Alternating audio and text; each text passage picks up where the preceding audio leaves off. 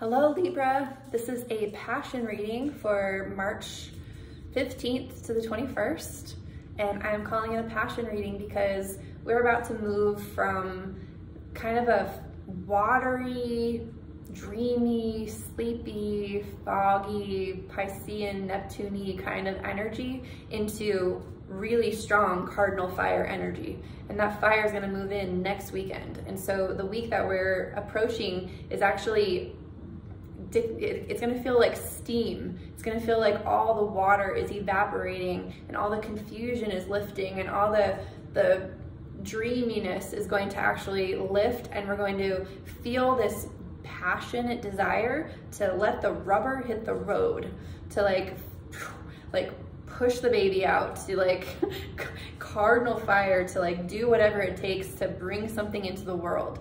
And I did a longer video about this Aries archetype, this Cardinal Fire archetype, so be sure to watch that. And also be sure, if you're a Libra sun, be sure to watch your rising sign, because it's going to feel more specific to your chart.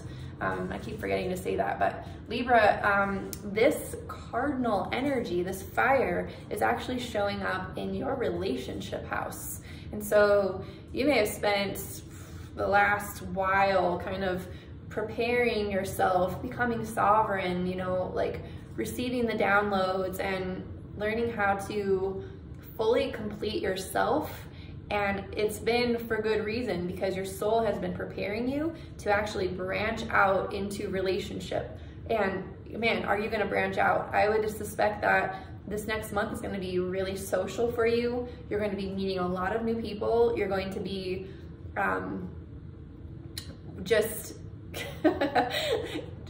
learning lots of new things from a lot of new people. There's going to be just, in fact, it could feel so social that you could actually get a little bit overwhelmed. And I am talking about not only the place where Aries is showing up, but imagine that, like, that energy, if you're a woman who's ever had a baby, or you know a woman, you've ever seen someone have a baby, that energy of Cardinal Fire is really like, uses a lot of energy, and it's not really sustainable. Like, a woman can only push for a certain amount of time before getting exhausted, and it's really for a very specific reason. And so it's not sustainable for the long haul. It's really important when you're first starting out a project. It's really important if you're trying to birth a baby. It's really important if you're trying to, you know, make a big push, but it can burn us out, especially since I'm hearing a lot of people have had a lot of exhaustion during this Pisces season. So to think of like turning up the fire is like, oh geez. So probably you've been focusing a lot on your health and preparing yourself for this, but know that you're not really meant to sustain that high level of fire energy for the long haul. In fact, to balance that energy, you're going to really need to focus on the opposite side of your chart, which is the first house.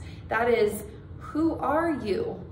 Like, you could be so interested in all these other people that you're meeting, but you cannot forget to be sure that you're including yourself in the equation. Your needs, your desires, your likes, don't lose yourself just because you're starting to learn about, you're getting into all these new relationships. Don't lose who you are. Don't become whatever these new people are. Like, you could be a part of a new organization, you could be part of it could be a new just a new workplace, new people that you're associating with. Don't forget who you are, because if you do lose yourself, you're going to burn out completely. And this meeting other people and like cross-pollinating and getting all these new relationships, the purpose of it is for you to actually move into a space of intimacy where people see you fully and you see them fully, and you will lose the opportunity for intimacy if you lose yourself in the equation of relationship. So be very, very mindful. And if you start to feel burned out, remember to come back to yourself. And also know that with Mercury moving through Pisces in your 6th house, you're going to still be receiving a lot of messages from your body about what you need to do to feel healthy and sustained and sovereign. So very, very much the message for you, Libra, is to recognize that there's going to be a huge explosion in your social world. and in relationships, but that it will not be sustainable if you don't make sure that you really make yourself a priority in all of this. And you know the tools, you know the practices, you know the rituals. So, okay, I just pulled a card for you. This card is probably the happiest card in the whole deck. It's the Sun. I feel, Libra, you have finally found that balance. You've finally found yourself.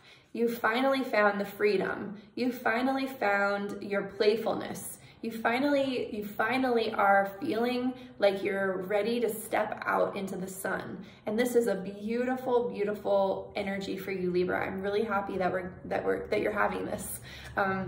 So like, congratulations, basically. And I trust that as we move through this week of steam, the steam that's being released is actually any kind of fogginess that confused you about who you are. That's what's burning off. Any kind of fogginess that confused, that felt like it was sort of watering down who you really are, especially in relationships. So you may feel like just so much clarity this week coming to you, and just a lot of excitement around stepping into new relationships. So I'm super happy for you, Libra. I'm currently doing personal readings. I've got year ahead readings, so you can kind of see how to navigate the rest of the year in a very like harmonious way that's personalized to your chart. Also, natal chart readings are really good readings to do, especially during Aries season, because in a certain way, all of us are kind of being born into a new cycle, and there's not a better time for us to be more congruent with who we really are. So there's a link in the description box below with ability to book that reading. And in the meantime, thank you so much, Libra, and I'll see you next time.